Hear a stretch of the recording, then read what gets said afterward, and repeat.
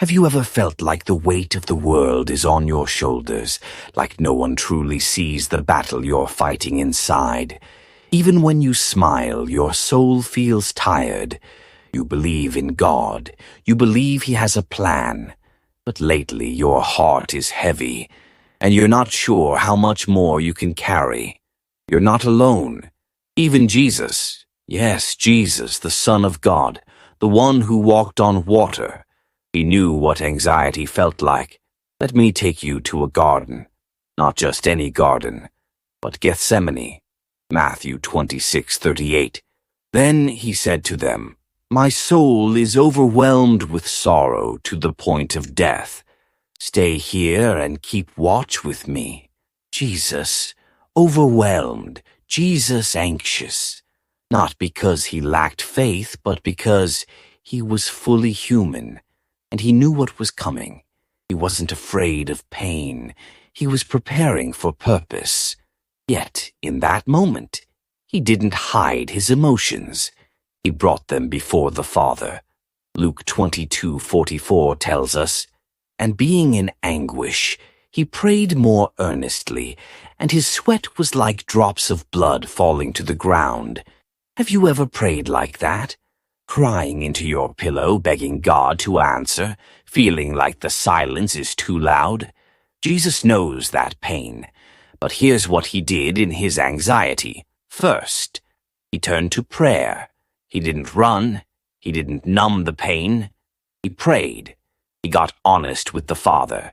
He said in Matthew 26:39, "My Father, if it is possible, may this cup be taken from me. Yet not as I will, but as you will." It's okay to ask God for a way out. It's okay to say, "Lord, I don't want this." But Jesus ended His prayer with surrender. "Not as I will, but as you will." That's the moment fear loses its grip. That's the moment heaven invades anxiety. Second, He invited His inner circle. Even Jesus didn't walk through anxiety alone. He asked His closest friends to stay and pray with Him. Don't suffer in silence. Call a friend. Text someone. Lean on the church. The enemy wants isolation. But God designed us for connection. Ecclesiastes 4:9-10. "Two are better than one. If either of them falls down, one can help the other up." Third, He trusted the outcome to God. Jesus could have stopped it. He had the power. But He surrendered the outcome because He trusted the Father's plan, even when it hurt. Sometimes your deliverance isn't in escaping the storm. It's in learning to walk through it with peace, with trust, with purpose. Romans 8:28 reminds us, "And we know that in all things God works for the good of those who love Him, who have been called according to His purpose."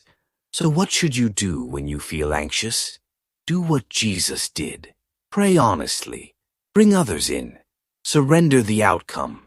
And don't forget, He didn't stay in the garden. He didn't stay in the grave. He rose. And so will you. If the Son of God Himself felt anxiety and still fulfilled the greatest mission the world has ever known, then there is nothing broken in you that God cannot use.